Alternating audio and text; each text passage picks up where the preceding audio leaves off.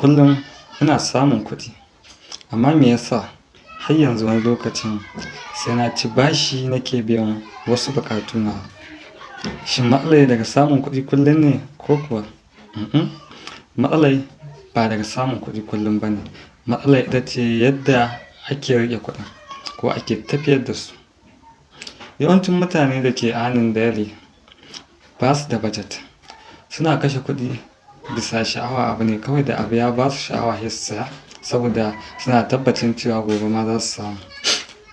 Suna ɗaukar kullum kamar sabuwar rana ce ba tare da tunanin gobe ba. Duk mai samun kuɗi kullum za ka ga kawai shi cikin shagali yake ko da yaushe saboda shi a nashi tunanin gobe ma sai ya samu. Shi yasa duk da kana samun kuɗi kullum babu abin da kake tarawa.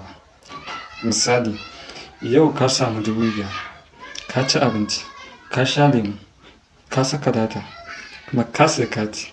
Hankalinka dai ba zai taɓa kwanciya ba sai ka kashe kuɗin nan duka. To ta yaushe, a yaushe ne za ka tara kuɗi? Kaga babu lokaci. Duk da dai yin haka ba laifi ba ne tun da guminka ne, amma sam ba plan ba ne mai kyau.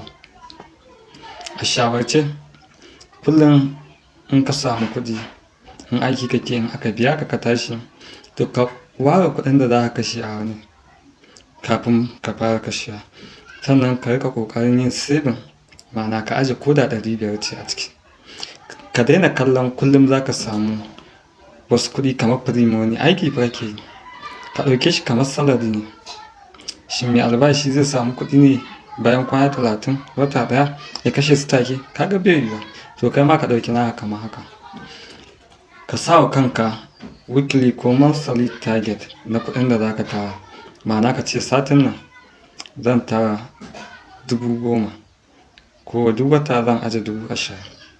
Daga ƙarshe, idan kana samun kuɗi kullum amma ba ka tara komai, to ba samun ba ne matsala, yanayi ko tsarin da kake tafiyar da samun ne matsala. We learn every day.